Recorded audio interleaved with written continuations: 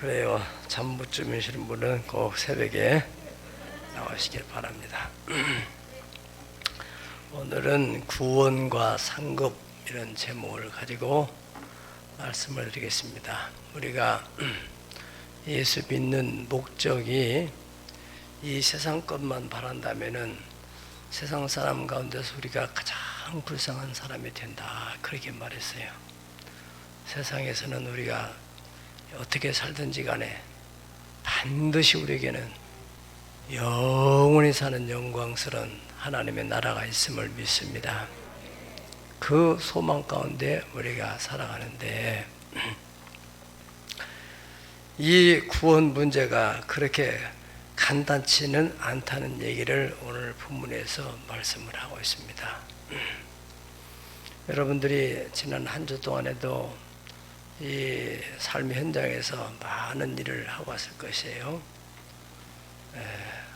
또 앞으로도 일을 할 것이에요. 그런데 어떤 일은 너무너무 하고 난 후에 허탈감이 있는가 하면은 어떤 일은 하고 난 다음에 보람이 있어요. 일하기 좋아하는 사람은 거의 다 없을 것입니다. 그렇다고 해서 일을 하지 않으면은 보람도 어떤 보상도 주어지지 않는다는 것이죠. 우리 인류가 이렇게 참 엄청난 발전을 이렇게 된 것은 누군가가 일을 해왔기 때문에 그렇습니다. 저는 개인적으로 일에 대한 보람을 많이 느끼는 사람이에요. 그래서 일은 싫지만은 일을 하면은 너무너무 그 결과에 대한 보람을 느끼니까 어떤 때는 당장 주어지기도 하고 많은 시간이 지나나 주어지기도 하고, 바로 오늘도 이 간증을 들어보면서 그래, 이 월삭 기도에 또 이렇게 안수하는 것도 굉장한 저에게는 짐이 되고 일입니다. 여러분 그냥 기도만 하면 되는 것 같지만은 저는 한 사람 한 사람 안수하는 일도 굉장한 큰 짐이에요. 그런데 이렇게 은혜를 받은 사람들의 간증을 들으면 얼마나 보람된지 몰라요. 그렇게 한 달에 한 번씩 이렇게 안수하는 교회들 많잖아요. 진액이 뽑아지는 거예요, 진액이. 그런데 그 기도를 통해서 영적 회복이 일어나고 성령 음성을 듣고 어떤 또 하나님의 축복의 문을 열게 되고 하는 것이 큰 보람이라는 거예요. 우리 지난주에도 간증한 우리 집사님 여기 13년 동안 일을 했는데 청소하는 일, 그런데 그 자녀들이 잘 되는 것을 보면서 얼마나 보람을 느낀다고 하는 간증을 들으셨잖아요. 그렇습니다. 여러분도 일을 꼭 해야 돼요. 언제까지? 숨이 멎는 날까지. 일을 하기 위해서 꼭 호미 메고 삽을 들고 하는 일을 말하는 게 아니에요. 기도하는 일도 일이고, 전도하는 일도 일이고, 또 양육하는 일도 일이고, 교회 봉사하는 일도 일이고, 등하굣길에 할아버지 또 할머니들이 나와서 이렇게 차량 교통 안내하고 하는 것도 중요한 일이에요. 여러분, 사람이 육신은 멀쩡한데 아무 일이 없다면 얼마나 안타까운 일이에요. 특별히 요즘에 이 청년들 일자리가 없어가지고 할 일이 없어서 그냥 알바나 하고 이런 청년들 얼마나 안타까워요. 아침에 눈을 뜨면은 가야 할 곳이 있고 해야 할 일이 있다. 이것은 큰 복인 줄 믿습니다. 우리가 박물관을 매입할 당시에도 그야말로 황무지였어요. 근데 요즘에 보세요. 거기에 철철이 꽃이 피고 또 열매가 맺히고, 그냥 그게 어디서 나무가 날라와가지고 꽃이 심어지고 꽃 피우고 열매 맺는 게 아니란 말이죠. 거기 다 옛날에 수고한 사람들, 우리 성도들이 주일 예배 마치고 나면은 삽들고 나무 하나씩 심고 가꾸고, 어떤 그 당시에 청년 하나는 그 당시 열심히 일을 하다 보니까 이제 이러다가 군대를 갔어요. 군대를 갔는데 다른 아이들은 삽질을 못하는 거예요. 그렇죠. 요즘에 도시에서 누가 삽질을 할 일이 있어요? 예. 근데 삽질을 잘한다고 포상휴가를 받아서 왔다고 그래요. 예. 우리 오상현 집사 얘기입니다. 그 일을 많이 했어요. 이제 우리 저 박물관에 거기 이번에 이렇게 또 파설 하나 만들었는데 거기에도 다 이제 여러분들이 한 여름 후반기 가게 되면은 수박과 또 참외가 이게 왜 마당에 수박과 참외가 열리냐. 우리 김성열 집사님 아주 열심히 성실해요. 그래서 다 갖고서 여러분들이 야 이렇게 되는구나. 그냥 뭐 차량 운행이나 하고 다른 일 안 하고 있으면은 아무것도 안 생기는 거죠. 꼭 일하는 즐거움이 있어야 될 줄 믿습니다. 우리가 여기 성전 증축하는 것도 보세요. 어제 청소하신 분들 다 보시겠지만은 정말 처음에는 얼마나 막막했어요. 걷어내고 밑에 그 먼지 속에서. 그런데 그 수고가 헛되지 않도록 이렇게 잘 아름답게 만들어졌어요. 우리 태안에 가면 힐링 캠프도 마찬가지입니다. 그 황무지에 30년 전에 우리 청년들이 가서 너무너무 수고를 많이 했어요. 지금은 잔디로 또 꽃으로 또 열매로 풍성해요. 이제 몽골에 또 헵시바 선교센터도 마찬가지로 여러분 내년에 가보면은 아 이렇게 되는구나. 그러한 일꾼들 세우기 위해서 오늘 저녁에도 우리가 위촉식을 갖게 되는 것입니다.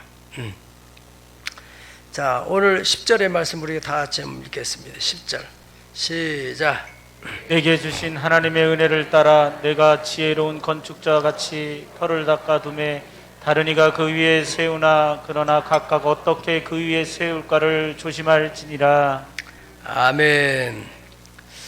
내가 지혜로운 건축자가 되어서 터를 잘 닦아뒀다고 그랬어요. 그런데 그 잘 닦아둔 터 위에 이제 건축을 해야 된다는 거예요. 근데 건축할 때 아무 생각 없이 하지 말고 조심해서 해라.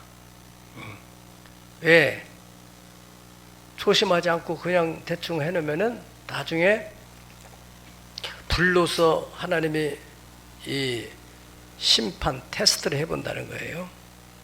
그러면은 그게 다 붙어서 없어져 버리면은 해를 받는데 그 해가 보통 해가 아니라 구원받는데 결정적으로 문제가 올 수 있다는 거예요. 그렇지만은 그 집을 조심해서 잘 지어야 되겠다. 정성을 들여서 지면은 구원은 넉넉하게 받을 뿐 아니라 거기에 또 뭐가 따라요? 상급을 받게 된다. 그렇게 말씀했어요. 그러니까 이 신앙생활에는 뭐냐? 눈에 보이지 않는 자기의 신앙의 집을 짓는 거예요. 이런 인식을 가지고 여러분의 신앙생활을 한다면은 신앙생활을 그렇게 가볍게 할 수 없어요. 마태복음 7장 24절에 보면은 예수님께서 산상수훈 기독교의 보배로운 진리를 다 말씀하시고 난 후에 이 모든 말을 듣고서 지켜 행하는 사람은 뭐 같다고요? 반석에 집을 짓는 지혜로운 사람 같고 또 거기에 행하지 않는 사람은 마치 모래 위에 세운 집을 짓는 것 같아서 비가 오고 바람이 불고 창수 안 하고 그러게 되면은 그 모래에 세운 집 사상 누각은 그냥 싹 휩쓸려 없어진다는 거예요. 그러나 반석 위에 세운 집은 끄떡없이 단단하게 되는 거죠. 오늘 여기 말씀도 마찬가지로 집을 짓는 얘기를 하고 있는데 거기에서 어떻게 기초를 닦아서 질 것이냐 이 문제에 대해서 말씀하고 있습니다. 자, 첫 번째로 신앙의 집을 짓는 기초는 뭐냐? 예수 그리스도. 따라 예수 그리스도. 신앙의 기초는 예수 그리스도다. 예. 예수님의 그 터 위에다가 신앙의 집을 지어야 기초가 단단하다 하는 것입니다. 여러분, 이 이단들에 빠진 사람들 보면은 그들도 나름대로 열심히 신앙의 집을 짓는데 그 기초를 어디에 뒀어요? 교주들이 바로 그 기초가 되는 거예요. 이단에 빠진 사람들은요, 나중에 세월이 흐르고 나중에 노년이 들고 깨닫게 되는 날에 후회가 돼요. 야, 내가 이게 뭐냐, 이게 허탈해지고. 우리 교회에 나왔다가 지금은 안 나오는 시험들도 다른 데 가신 분 있는데, 서울의 어느 모 교회에 크죠. 사람들이 보기에는 큰 교회인데, 거기 목사님이 장가도 시집도 가지 말고 오직 주일만 열심히 해라. 겉으로 볼 때는 참 좋은 예 같은데 나중에 보니까 그 목사가 문제가 많아서 지금은 교도소에 들어가 있어요. 그런데 그 딸이 명문대학교 나왔는데 시집을 나가지고 정년기를 놓쳐가지고 40이 넘어버렸어요. 왜 그렇게 돼요? 기독교를 표방한 이단에 빠져서 그래요. 여러분들이 우리가 신앙의 집을 짓는 것은 내 신앙뿐 아니라 내 가정도 단단하게 져서 하나님을 경외하며 계명을 크게 지르고 하는 사람은 후손이 잘 돼야 돼요. 후손이. 자기 혼자 열심히 믿는 거 지금 당장은 인정받고 저 권사님 저 집사님 하지만은 그 신앙의 대를 이어갈 사람이 없습니다. 어느 목사님이 저한테 카톡을 어제 보내왔어요. 자기는 이 목사님은 서울대 나오신 분이에요.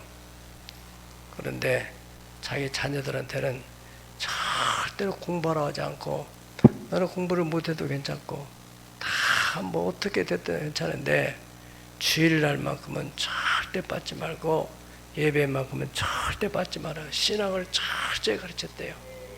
그래 애들이 좋은 대학도 나오고 뭐 교회에서도 지금도 중요한 일을 하고 직장도 든든히 잡고 그래서 주님 말씀하신 대로 먼저 그 나라와 그 일을 구하면 이 모든 걸 더해준다고 그랬어요. 잘 기억하세요. 신앙의 집, 견고한 집. 기초에 대해서 기초가 얼마나 중요하냐. 보통 최소한 일반적으로 이렇게 단층집을 짓는데도 그 굵은 철근을 막 그 2겹, 3겹으로 해가지고 거기다가 약 50cm 정도 이렇게 기초를 둬요. 그러고 나서 거기다가 철골을 세워서든지 벽돌을 싸서 이렇게 해서 집을 짓는다고요. 기초가 금방 중요해요. 요즘에는 또 지진 때문에 내진 설계까지 해가지고 지진이 오더라도 흔들지 않도록 기초를 단단하게 한다는 말이죠. 인생에 있어서도 똑같아요. 인생의 기초를 잘못 따지게 되면은 나중에 사상부처럼 무너지게 돼요. 시편 18편 2절을 보면은 다윗이 여호와는 나의 반석이요 요새시요 나의 건지신이시요 나의 하나님이시요 내가 그 안에 피할 나의 바위시요 그랬습니다. 하나님이 바로 나의 반석이시다. 그래 이 다윗도 살아가면서 많은 시련을 당했지만은 이 반석 위에 세운 그런 신앙, 하나님을 반석으로 삼고 그 위에 신앙을 집을 졌기 때문에 넉넉하게 그 환난들을 다 극복해 나가는 거예요. 두 번째로 이제는 집을 기초를 다졌으면 기초는 예수 그리스도인데 그 위에다가 이제 어떻게 세워야 되느냐, 다시 말하면은 어떤 자재를 사용해야 되느냐 그랬습니다. 요즘에는 건축자재 다 불연재나 난연재 꼭 이게 회사에서 그런 필증 받아서 첨부해야만이 허가를 받게 돼 있어요. 준공 허가. 불연재, 불에 타지도 않고 또 난연재는 이제 타긴 타더라도 더디게 그렇게 확 달라붙지 않도록 그렇게 자재를 사용하도록 했어요. 페인트를 칠하는 것도 마찬가지입니다. 난연 페인트를 칠하고 이래야만 준공허를 받게 되게 되는데, 오늘 여기 본문에서는 이 건축자재를 6가지로 말씀하셨어요. 금이나 은이나 보석이나, 그리고 나무나 풀이나 지푸라기, 이런 걸로 집을 짓는데, 이 6종목이 나오는데 크게 2 부류로 나누시는데, 하나는 불연제, 불에 타지 않는 것, 하나는 불에 잘 타는 것들. 이것을 다른 말로 표현한다면은 그 의미, 이게 무슨 의미냐? 금이나 은이나 보석 같은 자재를 쓴다는 것은 그 신앙을 정말 소중하게 생각하고 신앙 중심, 교회 중심적인 신앙을 세워나가는 사람. 그러나 이 신앙생활을 나무나 풀이나 집처럼 값어치 없게 생각하는 사람, 자기 직분도 그냥 값어치 없게 생각하는 사람, 이런 사람은 보나마나 어떤 시험이 딱 닥치면 그냥 사라져버린단 말이죠. 그래서 여러분들이 이번에 코로나 때에도 그 별것도 아닌 문제 가지고 신앙이 아주 없어져 버린 사람이 있다니까요. 왜 그래요? 잘못 진 거죠, 집을. 금이나 은이나 보석 같은 어떤 시련에 불이 온다 할지라도 타지 않는 그러한 자재를 사용해야 돼요. 욥이라는 사람이 그 많은 환난을 많이 당했어요. 성경에 기록된 사람 중에서는 가장 큰 환난을 당했는데, 욥에 대해서 성경이 뭐라고 합니까? 욥이 그런 어려움 속에서 또 친구들이 또 와가지고 네가 무슨 죄가 있으니까 그렇지 않겠냐, 어떻게 죄 없는 너희를 이렇게 처참한 지경으로 하나님이 방치해 두느냐. 욥은 그런, 지금 자기가 당면한 현실도 힘든데 거기다가 설상가상으로 친구들, 자기를 위로해 줄 친구들이 와가지고 막 불을 지르니까 얼마나 마음이 흔들리겠어요. 그때 욥기 23장 10절에 보면은 나의 가는 길은 오직 그가 아시나니 그가 나를 단련하시면은 내가 정금같이 나오리라. 아멘. 그랬어요. 나는 이 신앙 생활하는데 하나님이 지금 나를 테스트하는 거다. 테스트를 끝나고 나면 내가 순금처럼 되어 나온다. 그 신앙의 집은 순금으로 지은 집이라는 것을 알 수가 있습니다. 순금이라는 것은 불의 온도가 높아지면 높아질수록 더 순수한, 순도가 높은 금이 만들어지는 거예요. 베드로전서 4장 12절 13절 우리 다 같이 합독하겠습니다. 시작. 사랑하는 자들아, 너희를 연단하려고 오는 불시험을 이상한 일을 당하는 것 같이 이상히 여기지 말고 오히려 너희가 그리스도의 고난에 참여하는 것으로 즐거워하라. 이는 그의 영광을 나타내실 때에 너희로 즐거워하고 기뻐하게 하려 함이라. 아멘. 자, 여기 보세요. 너희를 연단하려고 오는 불시험, 막 강렬히 타는 불 같은 그런 시험을 당할 때 왜 이런 일이 생길까? 그렇게 이상히 여기지 말아라. 오히려 너희 그리스도의 고난에 참여하는 것으로 즐거워해라. 자녀임은 후사 곧 그와 함께한 후사니 그와 함께 영광을 받기 위하여 고난도 받아야 할 것이니라. 우리 지난 시간에는 이 하나님의 기업을 어떻게 상속받느냐, 기업을 상속받는 사람은 그 고난에 참여해야 된다는 거예요. 그래서 그 고난은 현재 볼 때는 너무너무 고통스럽고 어렵고 또 아무런 대가가 없을 것 같이 보이지만은 장차 나타날 영광하고는 비교할 수 없을 것이 된다. 그래 말씀했어요. 그래서 여기서도 이 고난 후에는 그리스도에 참여하는 고난인데 그의 영광을 나타내실 때에는 참 즐거워하고 기뻐하게 하려 함이라 그랬어요. 우리 교회도 많은 고난이 있었지만은 지금은 얼마나 많은 하나님의 은총을 베풀고 있습니까? 여러분들이 정말로 시간이 가면 갈수록 야, 참 하나님이 이렇게 고난 후에 오는 영광이 크구나 하는 것을 알게 된 날이 올 줄로 믿습니다. 세 번째로는 이 집을 건축하고 나고 나면은 반드시 테스트를 한 날이 온다 그랬습니다. 시험이라면 시험. 13절 다 같이 읽고 있습니다. 13절 시작. 각 사람의 공적이 나타날 터인데 그날의 공적을 밝히리니 이는 불로 나타내고 그 불이 각 사람의 공적이 어떠한 것을 시험할 것임이라. 네. 불이 지나가는 거예요. 불이 지나가면은 그냥 나무나 풀이나 지푸라기로 집을 진들은 훅 사라져서 흔적도 없이 나와버려요. 타버려요. 그러나 금이나 은이나 보석을 가지고 만든 집은 절대로 어떤 불이 지나더라도 태울 수가 없는 거예요. 마태복음 24장 21절로 22절에서는 이제 우리가 앞으로 예수님 오실 때가 가까이 오면은 그 지구상의 최고의 창세 이후에 이런 환란이 없었던 그런 무시무시한 환란이 오게 된다. 그렇게 예수님이 말씀하셨어요. 한번 보시겠습니다.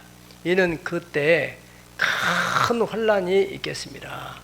창세로부터 지금까지 이런 환란이 없었고 후에도 없으리라. 그날을 감하지 않으면 모든 육체가 구원 얻지 못할 것이나 그러나 택한 자들래요 그날을 감하시리라. 창세 위에 없었던 그러한 무시무시한 환란이 오는데 그때가 되면은 그 신앙의 집을 어설프게 진 집 사람들은 그냥 싹 밀려나가 버리는 거예요. 네. 오늘은 여러분 신앙을 잘 점검해 보세요. 참 귀한 시간 내서 여기 와서 앉아 있고 또 지금까지도 신앙생활을 해왔고 그런데 과연 내 신앙이 정말로 불이 지나간다면 그 집이 신앙의 집이 견고하게 서 있을 것인지 훌렁 타서도 없어질 것인지. 계시록 7장 14절에 보면은 거기에 이제 사도 요한이 다 보니까 큰 환란에서 나오는 무리들이 있다는 거예요. 그래서 보니까 그게 어린 양의 피에 옷을 씻어서 희게 한 사람들이다. 그래 말씀했습니다. 사도 요한이 묻는 거예요. 내가 말해 내 주여 당신이 아시나이다 하니 그가 내게 이르되 이는 큰 환란에 나오는 자들인데 어린 양의 피에 그 옷을 희게 씻은 사람들, 그런 사람들이 그 신앙의 집이 불이 안 타고 거기서 구원의 은혜를 입고 나온다 그런 말입니다. 거기에 대해서 요한계시록 10장 3장 10절에 보면은 이 빌라델비아 교회에 대해서 하나님 말씀하기를 네가 나의 인내의 말씀을 지켰은즉 또한 너를 지켜 시험의 때를 면하게 하리니. 바로 이게 시험의 때. 이 시험의 때가 바로 장차 온 세상에 임하여 땅에 거하는 자를 시험할 그때, 그 무시무시한 불시험의 때를 이 빌라델비아 교회는 제외시켜 준다는 거예요. 왜요? 이미 다 검증됐기 때문에. 그런 약속이에요. 여러분들이 뭐 또 그 시험을 당한다 할지라도 너무나 이길 것이죠. 그러니까 다시 말하면은 너는 시험 볼 필요도 없다. 우리 학생들 가운데서도 공부를 워낙 잘하는 애들은 그 뭐 너는 시험 안 봐도 뻔한데 뭐 너는 돌아. 그렇게 옛날에는 그런 일이 있었죠. 예. 우리 신앙생활도 마찬가지예요. 계속 시험을 당한 사람은 하나님이 계속 테스트하는 거예요. 이렇게 흔들어보고 저렇게 흔들어보고 그래 시험을 하는 거예요. 계속. 예. 빌라델비아 교회는 어떤 교회였어요? 우리 지난주 배운 대로 적은 능력을 가지고도 하나님 말씀을 지키려고 그렇게 힘썼더니 믿음이 점점 견고해져가는, 예. 그래 하나님이 인정을 하게 되는 신앙이 있어요. 그래서 여기에 반대로 이 풀이나 나무나 집 같은 것을 가지고 신앙의 집, 가구물을 진다면은 견뎌낼 수가 없는 거죠. 이스라엘이 어느 날 바벨론 포로에 끌려갔어요. 다 그전에는 다 너도 나도 신앙이 좋은 가문들이 있었는데 끌려가고 나서 그 로마의 그 바벨론에서 혹독한 고난을 받으니까 다 거기에 귀화돼요. 동화돼요. 그래가지고 바벨론 하대요. 우리가 언제 여호와를 믿었던가. 그런데 그 신앙의 집을 견고하게 집은 신앙의 명문가들, 예, 다니엘이나 에스라나 니에미야나 또 이러한 인물들 보면은요, 그들은 다 그 어려운 환경 속에서도 믿음이 다 단단해져 가지고 사드락과 메삭 아벳nego 다니엘 세 친구들은 그냥 우상 앞에 절한다는 것, 안 한다는 것 때문에 풀무불 속에 들어가잖아요. 그 불시험이에요, 불시험. 예, 거기서 타지 않고 예수님이 보여줘서 그냥 나오는 거예요, 거기서. 이처럼 금, 은, 보석으로 지은 집, 그 의미에 대해서 오늘 이제 살펴볼 건데, 이 금이라는 금으로 짓는다는 게 무슨 말이냐 하면은 빌립보서 1장 3절에 6절 보시겠습니다. 빌립보서 1장 3절 6절. 내가 너희를 생각할 때마다 나의 하나님께 감사하며 간구할 때마다 너희 무리를 위하여 기쁨으로 항상 간구함은 너희가 첫날부터 이제까지 복음을 위하여 참여하고 있기 때문이다. 그래서 너희 안에서 착한 일을 시작하신 이가 그리스도 예수 날까지 이룰 줄을 우리는 확신하노라. 이 3절에 6절까지 내용의 말씀 가운데서 가장 여기에 요체가 되는 중요한 말씀이 어느 몇 절이겠어요? 예? 5절이죠. 왜 감사하느냐? 왜 기쁨으로 기도하느냐? 너희가 첫날부터 시작해서 지금까지 봄에 참여하고 있는 변함이 없는 신앙. 그래서 6절에 보면은 그런 신앙을 가진 너희들에게 예수님이 날까지 하나님이 그 일을 이루실 줄 확신한다. 시종일관. 자, 여러분 이렇게 신앙생활을 처음에 마음 먹었던 대로 꾸준히 한다는 거 쉽지 않아요. 이 빌립보 교회는 바로 그러한 신앙. 다시 말하면은 금 같은 신앙이라는 것, 금 같은 신앙의 재료라는 것은, 금이라는 것은 고대부터 현대 그리고 앞으로 미래에도 금의 가치는 최고의 가치로 그 품고 있는 거예요. 금이 변하지 않고 변질이 안 되고 썩지도 않고 녹슬지도 않고 그 가치를 그대로 보유하고 있는 겁니다. 그래서 화폐들 다 금의 가치의 기준에서 결정을 하게 되는데 바로 빌립보 교회는 그런 교회라는 거예요. 반면에 계시록 3장 4절 보면은 에베소 교회에 대해서 말하는데, 에베소 교회에 대해서 너를 책망할 것이 있나니 너의 처음 사랑을 버렸다. 처음에 그렇게 열심히 했던 그 뜨거웠던 사랑이 다 사라졌어요. 언제 사라졌냐? 사그러졌어요. 그래서 책망을 한다는 거죠. 히브리서 3장 14절을 보면은 우리가 시작할 때 확실한 것을 끝까지 견고히 잡으면 그리스도와 함께 참여한 자가 되리라. 시작할 때 확실한 거.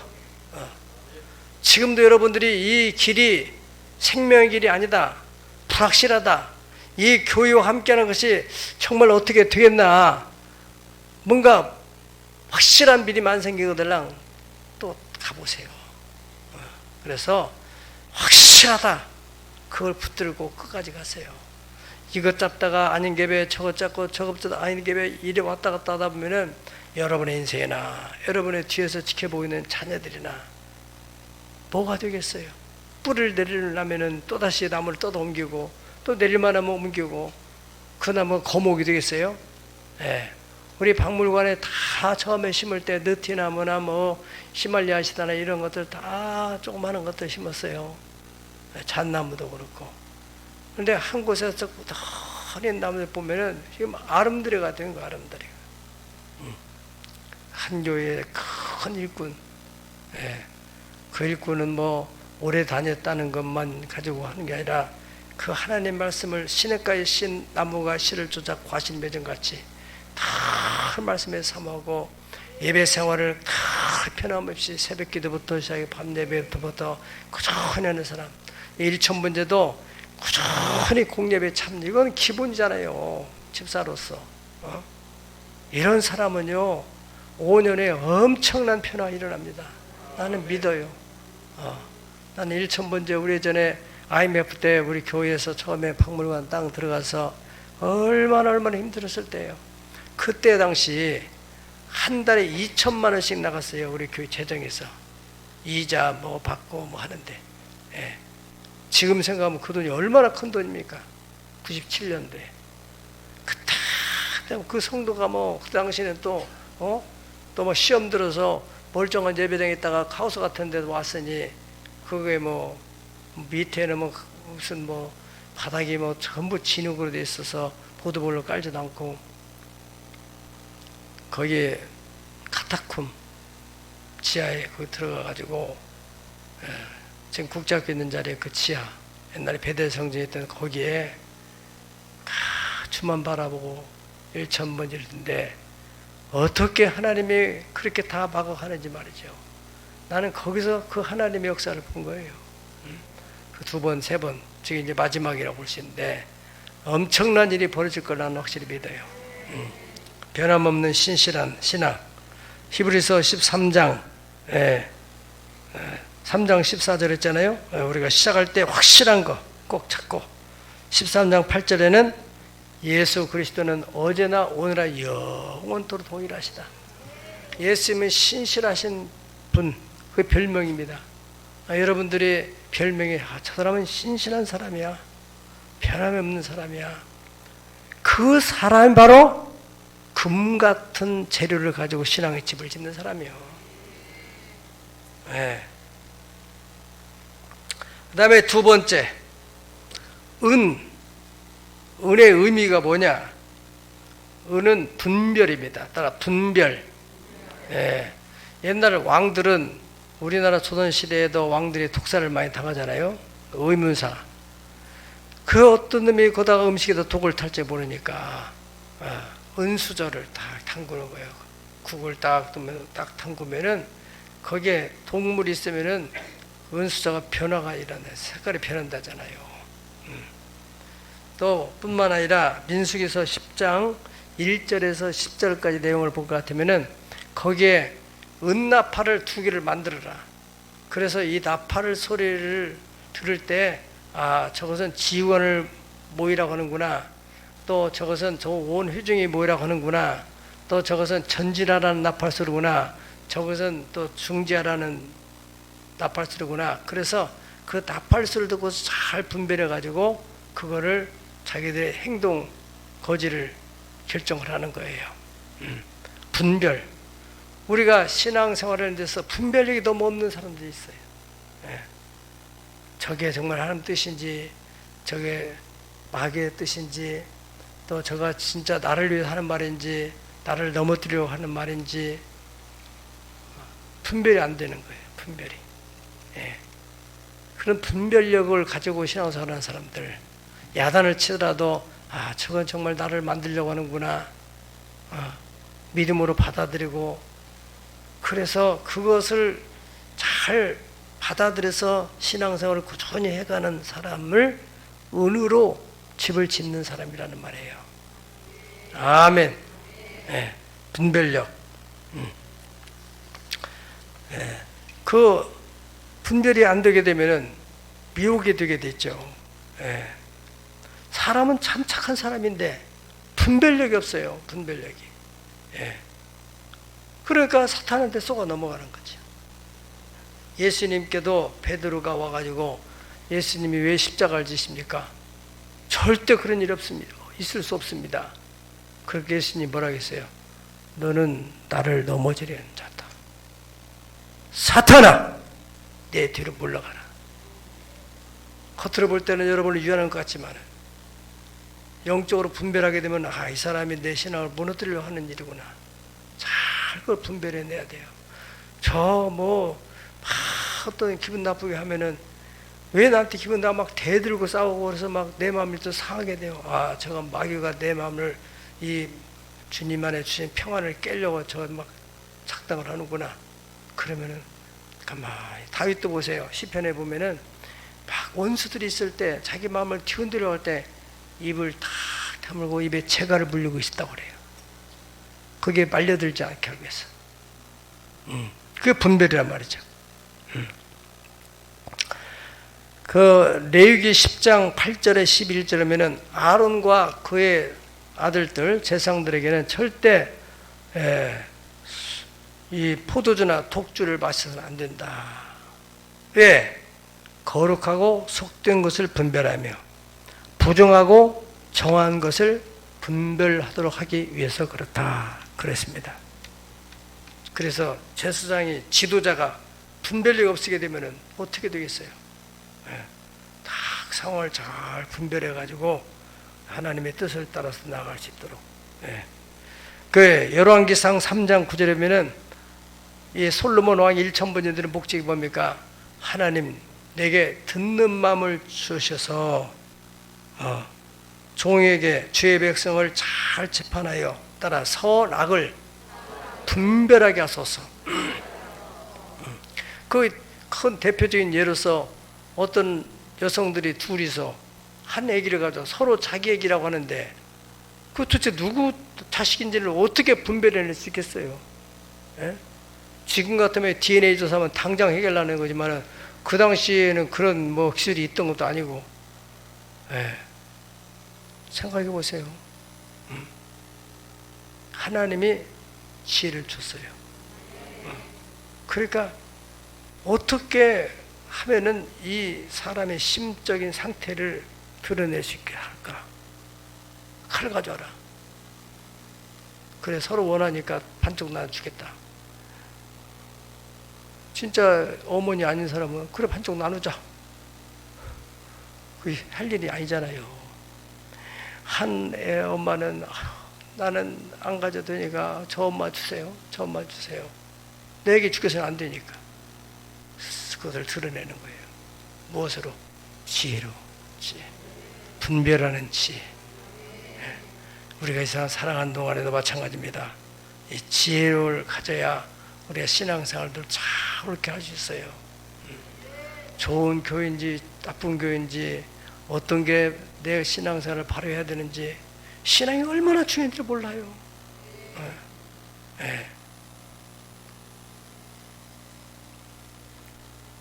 자, 보석에 대해서 말씀드리겠어요.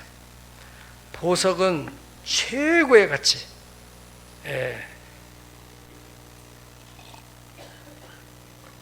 요한계시록 21장 10절에서 11절이면은 천국은 전부 건축 자재가 보석이라고. 보석. 성령이 나를 내리고 크고 높은 산으로 올라가 하나님께로부터 하늘로 내려오는 거룩한 성이라고 하니 하나님의 영광이 있어 그 성의 빛이 지극히 귀한 보석 같고 벽옥과 수정같이 밝더라. 그 하나님의 성곽 예루살렘 천국의 성곽이 그렇게 보석같이 됐다. 그리고 19절에서 20절 보면은 기초석은 각색 보석으로 꾸몄고 첫째 기초석은 벽옥이요 둘째는 남보석 셋째는 옥수역 이래서 호마노 홍보석에 12보석을 가지고 천국을 만들었어요. 그럼 뭘 말하는 거예요?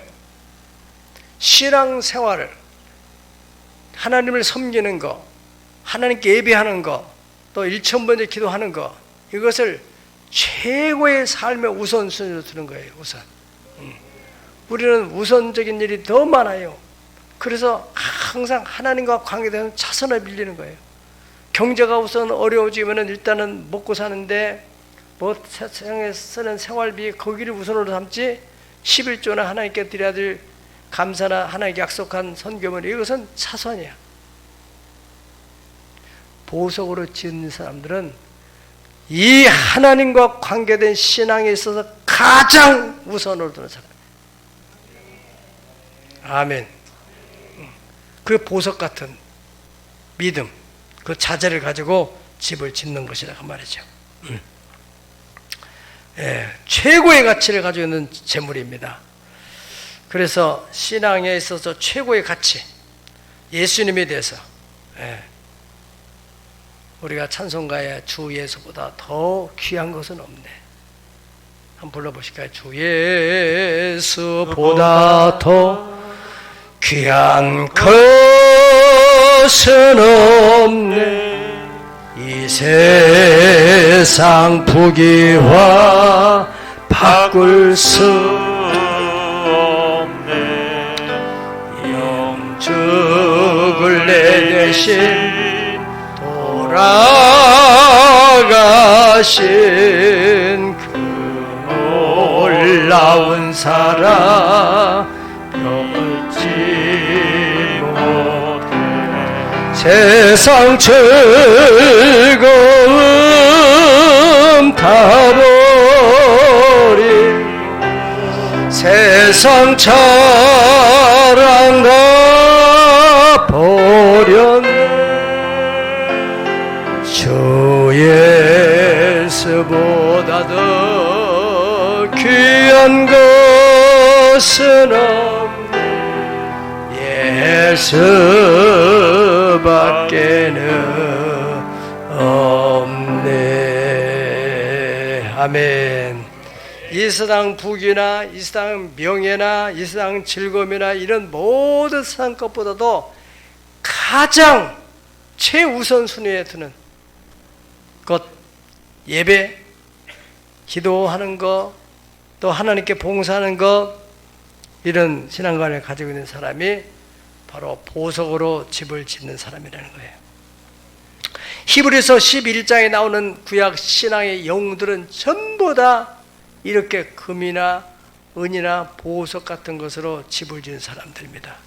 그래서 38절 보니까 그 당시에도 얼마나 무시무시한 박해가 있었어요. 그럼에도 불구하고 이런 사람은 세상에 감당치 못하느니라. 어떻게 할 수가 없어요. 죽어도 좋다는데 뭐. 예수를 위해서 죽는 일 한다면 기꺼이 내가 하겠다는데. 예? 세상이 감당할 수 없고 마귀가 감당할 수 없고 별 유혹을 해도 흔들리지 않고 그들이 광야, 산, 동굴, 토굴에 유리하면서 그저 집이 없으면 없는 대로 들판이면 들판대로 오직 예수님 붙들고 살았다고 그래요. 이것이 신앙의 본질입니다. 내 감정대로 내 기분대로 신앙생활하는 게 아니에요. 예. 이런 신앙. 그래서 마지막으로 불시험이 지나갈 때 나무나 풀이나 집은 쉽게 가볍게 확 사라져 버려요. 왜? 쉽게 졌으니까. 신앙생활을 그냥 쉽게 했으니까. 여러분, 우리 주변에 우리 자신도 포함될 수 있는데 한때는 열심히 야 저렇게 할 수 있을까? 오늘 보니까 온데간데 없어져 버렸어요. 막 금방금방 막 뭐 이렇게 지은 것 같은데 불이 한번 싹 지나가니까 어이 저거 건물이 있었던가? 그 사람이 거기 잘 있었던가? 이것은 사람의 눈으로 볼 때는 그냥 화려하게 보일지 모르지만은 하나님의 불꽃한 눈으로 볼 때는 그 사람은 집을 뭘로 지었어요? 신앙의 집을 나무나 지푸라기, 풀 같은 걸 가지고 그냥 겉만 보스름하게 지는 거지. 불 지나고 나면 흔적도 없이 싹 사라져 버리는 거예요. 그러나 금이나 은이나 보석으로 지은 사람들은요, 어떤 시련이 지나갈지라도 흔들리지 않는 거예요. 사라지지 않는. 자, 결론적으로 여기에 대해서 뭐라고 말씀했습니까? 만약에 14절을 보면은 누구든지 이 공적, 불이 지나갈 때 공적이 어떤 것을 시험할 것인데 그 세운 공적이 그대로 있으면, 그 자기가 지은 신앙의 집이 그대로 남아있으면은 그 사람은 상을 받게 된다. 그러나 공적이 다 불에 타버리게 되면은 그 사람이 설 자리가 없어요. 그래서 계속 살아야 되겠다. 막 불이 타서 어떻게 빛이 날 데가 없어요. 여러분 여기 지금 이 건축하는 데는 좀 다 박해는요 방화문을 해놔요. 방화 화재를 방어한다는 거 아니겠어요? 그래가지고 딱 나가면은 이 화재가 밖으로 나오지 못하도록 그렇게 딱 만들었다 이거예요. 우리가 그런 신앙의 집을 짓는데도 이런 보석 방화제, 불연제 같은 걸로 짓게 되면은 그런 것이 들어오지 못한다고요. 그렇지 않으면은 그냥 불이 타버리니까 자기를 보호해 줄 것이 없으니까 거기서 기어이 나가서 간신히 구원을 받게 되는. 그래서 불 가운데서 구원을 받는 것처럼 어렵게 된다. 마지막 시대 반드시 불시험 온다고 했어요. 창세 이후로 없었던 그 시험이 와요. 이번에 코로나 맞배고 뭐 했잖아요. 얼마나 막 흔들려요. 우리 지금 권사님 간증했잖아요. 회사에서도 막 서로 다 경계심을 가지고 저 사람이 지금 코로나 바이러스에 있는가, 막 저 오를까, 잘못해서 기침만 한번 하면 저 바이러스 걸렸나. 얼마나 우리가 막 긴장해서 살았어요. 죽고 사는 것은 하나님께 달려 있으니까 내 사명이 끝나면 하나님 데려가겠지. 사명 있는 하나님 나라를 그냥 두겠지. 생각해 보세요. 내 신앙의 집을 무엇으로 짓고 있는지. 자, 요한계시록 3장 7절에 12절까지 천천히 보고 마치도록 하겠습니다. 요한계시록, 이 빌라델베 교회, 이것은 말세의 7 유형의 교회, 말세의 7 유형의 성도를 말하고 있는 거예요. 영적으로 말한다면은 그 빌라델베 교회 사자한테 편지하기를 바라겠어요. 거룩하고 진실하사 다윗의 열쇠를 가지신, 열매는 닫을 사람이 없고 닫으면 열 사람이 없는 이가 이르시되, 볼자다 내가 네 앞에 열린 문을 두었으되 능히 닫을 사람이 없으리라. 내가 네 행위를 안다. 네가 작은 능력을 가지고서도 내 말을 지키며 내 이름을 배반치 아니하였도다. 여기 이거, 이게 바로 키워드예요. 이게 이래서 하나님이 계속 뒤에 축복 약속을 줘요. 작은 능력을 가지고도. 내가 어제 저녁에도 우리 멘토링 하면서 우리 청년 하나가 그 신앙의 자기 경험적인 얘기를 하면서 들을 때, 야, 이 사람이 제대로 이 기름 부음이 흘러가고 있구나. 그 하나님이 주시는 그 감동, 뭐 청년이 뭐 신앙 연주가 깊은 것도 아닌데도 하나님 말씀 그 감동을 순종하고 유지하려고 2주, 3주 계속해서 이것이 계속 진행만 되면은 올해 안에 큰 표적이 일어납니다. 5년 내에는 대단한 역사가 일어날 거예요. 하나님은 살아계시기 때문에 그렇습니다. 신앙생활을 추상적으로 하지 마세요. 계산적으로 하지 마세요. 환경을 따라 이해타산을 하지 마세요. 하나님 불꽃 같은 눈으로 우리가 어떤 마음을 가지고 하나님을 섬기는 다 압니다. 사람의 눈을 무시하면서 하지 마세요. 적은 능력을 가지고 내 말을 지키려고 하고 내일을 배반치 않으려고. 그러니까 9절 다 같이 시작. 보라, 사탄이 회당 곧 자칭 유대인이라 하나 그렇지 아니하고 거짓말하는 자들 중에서 며칠 내게 주어 그들로 와서 내 발 앞에 절하게 하고 내가 너를 사랑하는 줄을 알게 하리라. 아멘. 이게 바로 분별이 있지 않습니까? 분별. 사탄의 회당, 거짓말하는 자들, 그런 속에서도 잘 분별해서 빠지지 않고 신앙을 지켰다는 거죠. 네가 나의 인내의 말씀을 지켰으니까 내가 또한 너를 지켜서 시험의 때를 면하게 하리니 이는 장차 온 세상의 땅에 거하는 자들을 시험할 때 마지막 대환란 때 너를 지켜주겠다, 그런 말이에요. 그래서 11절에 내가 속히 오리니 네가 가진 것을 굳게 잡아 아무도 네 면류관을 빼앗지 못하게 하라. 너는 면류관을 받을 사람이다. 이거를 그대로, 이 믿음을 그대로 유지해라. 여러분들 오늘 말씀을 듣는 가운데 내가 지금 이렇게 금과 같이 은과 같이 또 보석 같은 자세를 가지고 내 신앙하라고 했다. 그러면 이것을 꼭 붙들으세요. 반드시 그것이 이 땅에 사는 동안에 드러날 날이 옵니다. 이기는 자는 바로 내 하나님의 성전의 기둥이 되어 있는 내가 결코 나가지 아니하리라. 내가 하나님의 이름과 하나님의 성 곧 하늘에서 내리는 하나님께로부터 내려오는 새 예루살렘 이름과 나의 새 이름을 빌라델비아 교회 너에게, 너 신실한 그 믿음에 내가 기록을 하겠다. 그렇게 말씀했어요. 사랑하는 여러분, 신앙생활은 건축하는 것 같습니다. 무엇으로 건축하느냐? 막 쉽게 그것은 언젠가는 불이 지나가는 날 다 흔적 없이 사라지게 돼요. 시험은 반드시 있어요. 시험이 없는 신앙생활 없어요. 조금만 시험 들면은 교회를 옮기네 안 옮기네, 교회를 나가네 안 나가네, 이런 신앙 가지고 언제까지? 그런 신앙에 불이 한번 붙으면 어떻게 돼요? 후룩 타버리고 말죠. 환난이 와도 핍박이 와도 나는 네 믿음을 지키리라. 할렐루야.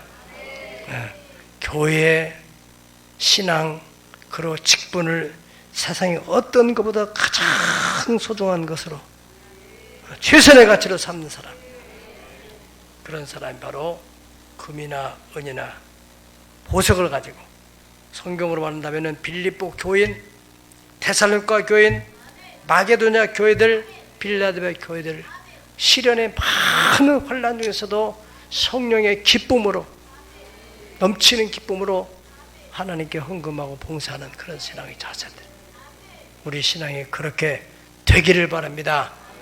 아멘. 다 같이 기도하겠습니다. 기도하실 때, 하나님,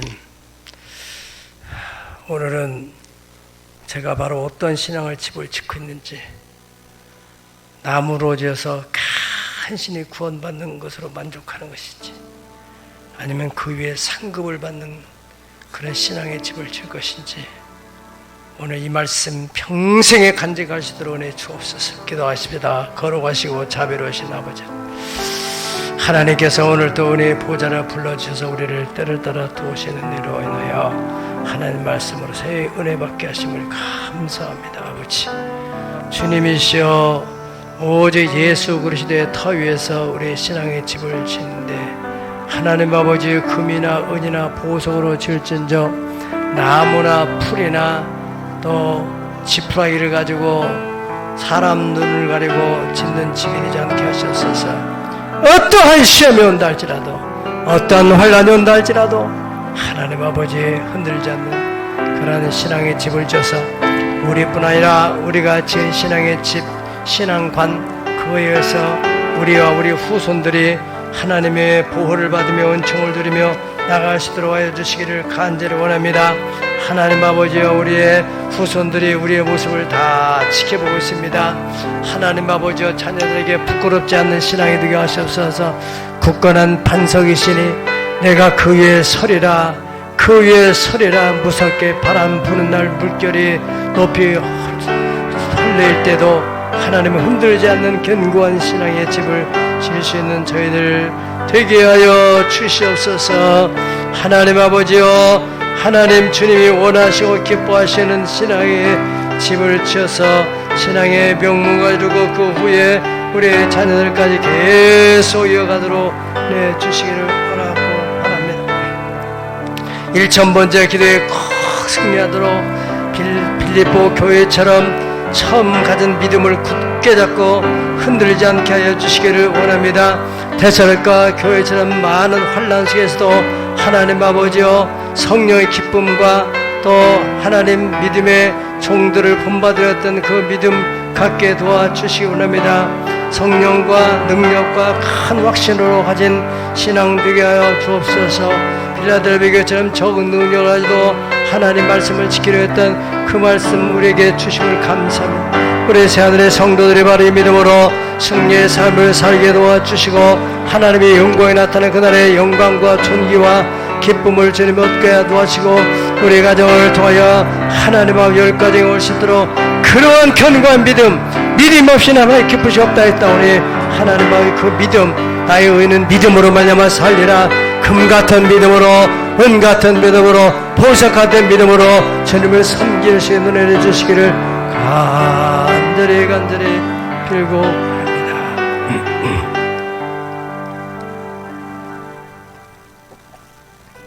몸이 아픈 분은 아픈 분의 손을 드시고 소원을 가지신 분은 가슴에 손을 꼭 기도하겠습니다. 하늘의 문을 열어주시고 이곳을 주목하여 주시옵소서. 아버지, 주님을 향한 사랑과 소망이 사라지지 않게 하옵소서. 하나님 아버지, 이 1000번째 특별히 하나님 주신 감동을 따라 시작한 것을 끝까지 이루실 줄 확실한 믿음으로 감동된 것이 하나님 아버지여, 우리의 기도로 인하여서 역사는 이루어지고 하나님 10가정이 우리를 따라 나오는 표적이 나타나도록 도와주시고 우리 후손들의 믿음 안에 견고하게 자라서 종려나무같이 번성하 백향목같이 발육하도록 하여 이 나라의 역사에 꼭 필요한 인물들 되게 하여 주시옵소서. 병든 이를 위해서 기도합니다. 주님의 피 묻은 손을 이 시간 안수하셔서 예수 그리스도는 어제나 오늘이나 영원토록 동일하다겠습니다. 그 보혈의 능력이 그 육체에 그대로 나타나 주시옵소서. 아버지 하나님, 치료하는 광선을 발하시옵소서. 모든 건강을 해롭게 하고 장애하고 있는 모든 요소들을 다 제거시켜 주시고 혈과 기가 원활하게 돌게 도와주시고 바이러스는 다 성령의 불로 소멸시켜 주시고 암세포도 소멸되게 하시옵소서. 아버지의 가슴에 소원을 품고 있습니다. 아버지 하나님, 우리 가슴에 품고 있는 소원의 기도로 그 기도가 하나님의 보좌에 상달되어서 열매를 맺고 응답받고 주의 영광이 드러나게 도와주시옵소서. 그리하여 10가정이 우리를 따라서 죽기로 나오고 일가 친척들이 다 죽기로 나오는 역사가 있게 하여 주옵소서. 믿사옵고 예수님 이름으로 기도 올려옵나이다. 아멘.